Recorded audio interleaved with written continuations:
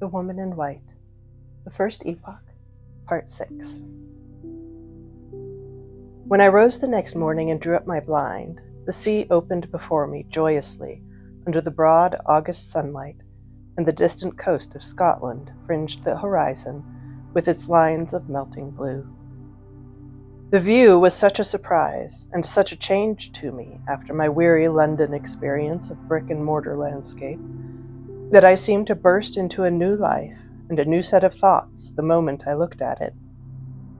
A confused sensation of having suddenly lost my familiarity with the past, without acquiring any additional clearness of idea in reference to the present or the future, took possession of my mind.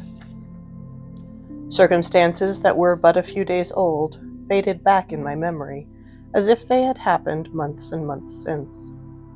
Pesca's quaint announcement of the means by which he had procured me my present employment, the farewell evening I had passed with my mother and sister, even my mysterious adventure on the way home from Hampstead, had all become like events which might have occurred at some former epoch of my existence.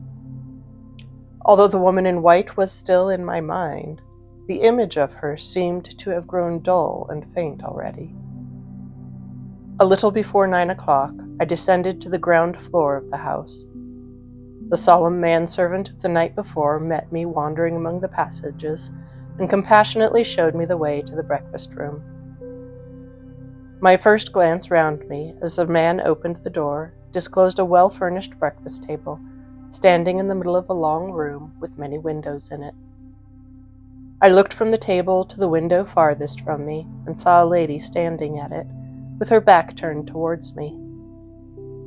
The instant my eyes rested on her, I was struck by the rare beauty of her form and by the unaffected grace of her attitude.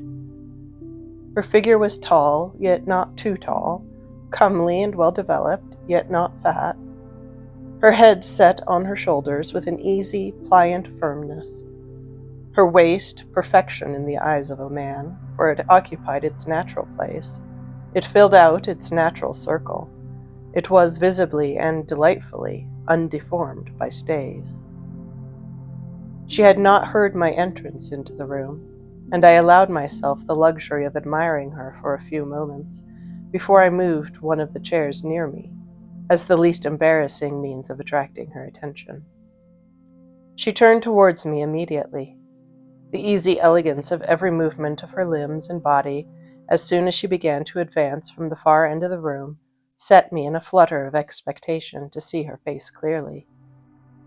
She left the window, and I said to myself, "The lady is dark." She moved forward a few steps, and I said to myself, "The lady is young." She approached nearer, and I said to myself, with a sense of surprise which words fail me to express, "The lady is ugly." Never was the old conventional maxim that nature cannot err more flatly contradicted. Never was the fair promise of a lovely figure more strangely and startlingly belied by the face and head that crowned it. The lady's complexion was almost swarthy, and the dark down on her upper lip was almost a mustache. She had a large, firm, masculine mouth and jaw, prominent, piercing, resolute brown eyes, and thick, coal-black hair, growing unusually low down on her forehead. Her expression, bright, frank, and intelligent, appeared, while she was silent, to be altogether wanting in those feminine attractions of gentleness and pliability without which the beauty of the handsomest woman alive is beauty incomplete. To see such a face as this set on shoulders that a sculptor would have longed to model, to be charmed by the modest graces of action, through which the symmetrical limbs betrayed their beauty when they moved, and then to be almost repelled by the masculine form and masculine look of the features in which the perfectly shaped figure ended, was to feel a sensation oddly akin to the helpless discomfort familiar to us all in sleep, when we recognize yet cannot reconcile the anomalies and contradictions of a dream. "Mr. Hartright," said the lady, interrogatively, her dark face lightening up with a smile, and softening and growing womanly in the moment she began to speak. "We resigned all hope of you last night and went to bed as usual. Accept my apologies for our apparent want of attention, and allow me to introduce myself as one of your pupils.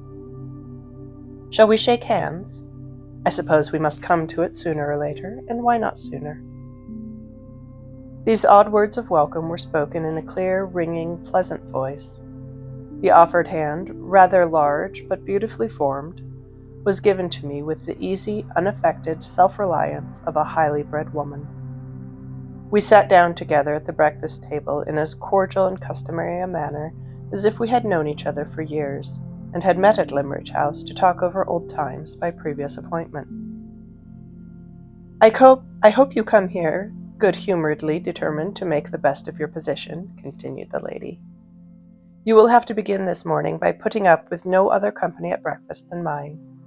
My sister is in her room, nursing that essentially feminine malady, a slight headache, and her old governess, Mrs. Vesey, is charitably attending on her with restorative tea. My uncle, Mr. Fairley, never joins us at any of our meals. He is an invalid and keeps bachelor state in his own apartments. There is nobody else in the house but me. 2 young ladies have been staying here, but they went away yesterday in despair, and no wonder. All through their visit, in consequence of Mr. Fairley's invalid condition, we produced no such convenience in the house as a flirtable, danceable, small-talkable creature of the male sex. And the consequence was, we did nothing but quarrel, especially at dinner time. How can you expect 4 women to dine together alone every day and not quarrel? We are such fools. We can't entertain each other at table. You see, I don't think much of my own sex, Mr. Hartwright. Which will you have, tea or coffee? No woman does think much of her own sex, although few of them confess it as freely as I do. Dear me, you look puzzled. Why? Are you wondering what you will have for breakfast? Or are you surprised at my careless way of talking? In the first case, I advise you, as a friend, to have nothing to do with that cold ham at your elbow, and to wait till the omelette comes in. In the second case, I will give you some tea to compose your spirits, and do all a woman can, which is very little, by the by, to hold my tongue." She handed me my cup of tea, laughing gaily. Her light flow of talk and her lively familiarity of manner with a total stranger were accompanied by an unaffected naturalness and an easy inborn confidence in herself and her position, which would have secured her the respect of the most audacious man breathing. While it was impossible to be formal and reserved in her company, it was more than impossible to take the faintest vestige of a liberty with her, even in thought. I felt this instinctively, even while I caught the infection of her own bright gaiety of spirits, even while I did my best to answer her in her own frank, lively way.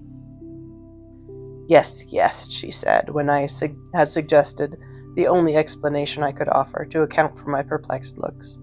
"I understand. You are such a perfect stranger in the house that you are puzzled by my familiar references to the worthy inhabitants. Natural enough. I ought to have thought of it before. At any rate, I can set it right now. Suppose I begin with myself, so as to get done with that part of the subject as soon as possible. My name is Marian Halcombe, and I am as inaccurate as women usually are in calling Mr. Fairley my uncle, and Miss Fairley my sister. My mother was twice married, the first time to Mr. Halcombe, my father, the second time to Mr. Fairley, my half-sister's father.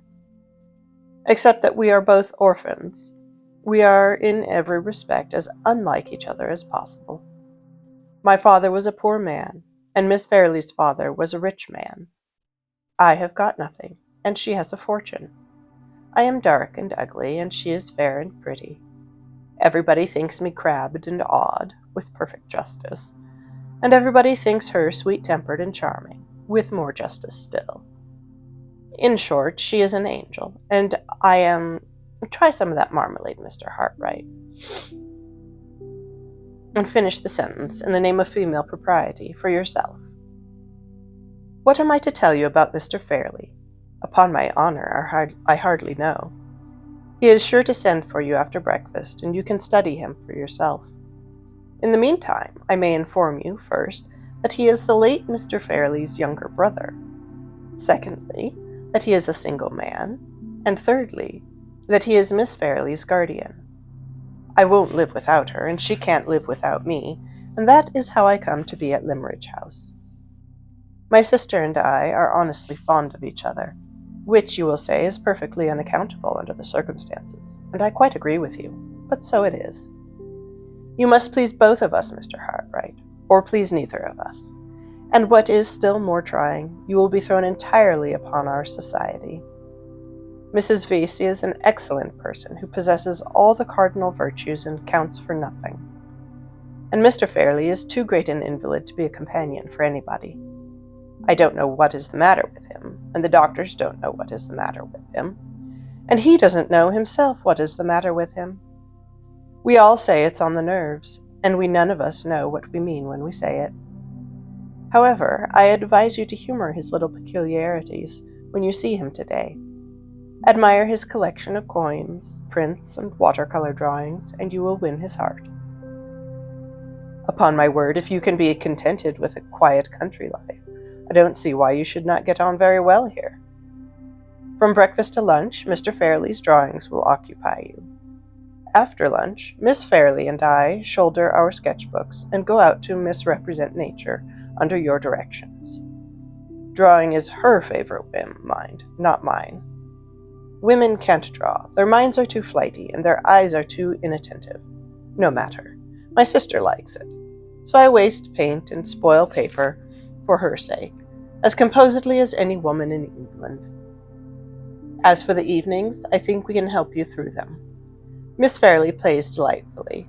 For my own poor part, I don't know one note of music from the other, but I can match you at chess, backgammon, écarté, and, with the inevitable female drawbacks, even at billiards as well. What do you think of the program? Can you reconcile yourself to our quiet, regular life?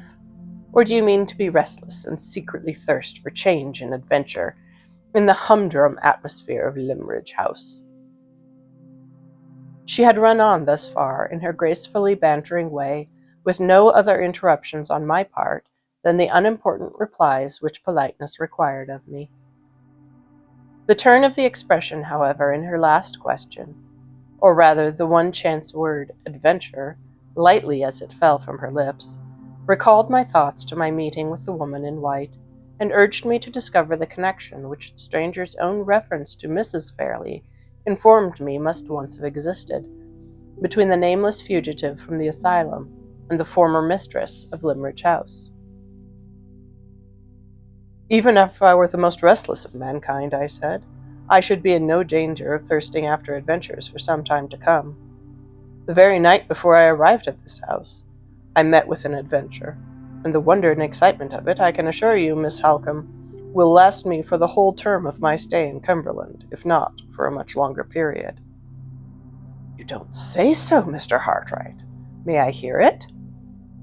You have a claim to hear it. The chief person in the adventure was a total stranger to me, and may perhaps be a total stranger to you. But she certainly mentioned the name of the late Mrs. Fairley in terms of the sincerest gratitude and regard. Mentioned my mother's name? You interest me indescribably. Pray go on. I at once related the circumstances under which I had met the woman in white, exactly as they had occurred, and I repeated what she had said to me about Mrs. Fairley and Limmeridge House, word for word. Miss Halcombe's bright, resolute eyes looked eagerly into mine, from the beginning of the narrative to the end. Her face expressed vivid interest and astonishment, but nothing more. She was evidently as far from knowing of any clue to the mystery as I was myself. Are you quite sure of those words referring to my mother? She asked. Quite sure, I replied. Whoever she may be, the woman was once at school in the village of Limmeridge, was treated with especial kindness by Mrs. Fairley, and, in grateful remembrance of that kindness, feels an affectionate interest in all surviving members of the family. She knew that Mrs. Fairley and her husband were both dead, and she spoke of Miss Fairley as if they had known each other when they were children. You said, I think, that she denied belonging to this place. Yes, she told me she came from Hampshire. And you entirely failed to find out her name? Entirely. Very strange. I think you were quite justified, Mr. Hartright, in giving the poor creature her liberty, for she seems to have done nothing in your presence to show herself unfit to enjoy it. But I wish you had been a little more resolute about finding out her name. We must really clear up this mystery in some way. You had better not speak of it yet to Mr. Fairley or to my sister. They are, both of them, I am certain, quite as ignorant of who the woman is, and of what her past history in connection with us can be, as I am myself. But they are also, in widely different ways, rather nervous and sensitive, and you would only fidget one and alarm the other to no purpose. As for myself, I am all aflame with curiosity, and I devote my whole energies to the business of discovery from this moment. When my mother came here, after her second marriage, she certainly established the village school just as it exists at the present time. But the old teachers are all dead or gone elsewhere, and no enlightenment is to be hoped for from that quarter. The only other alternative I can think of...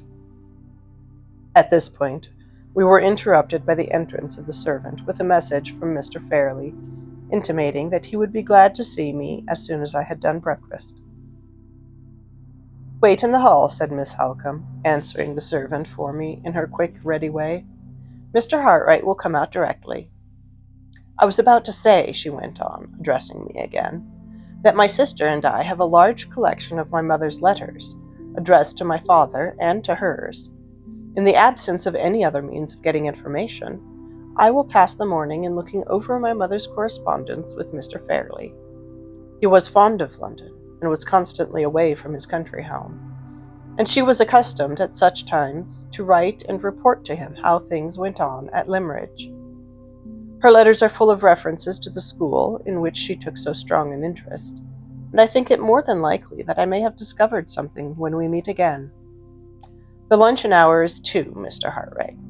I shall have the pleasure of introducing you to my sister by that time, and we will occupy the afternoon in driving round the neighborhood and showing you all our pet points of view.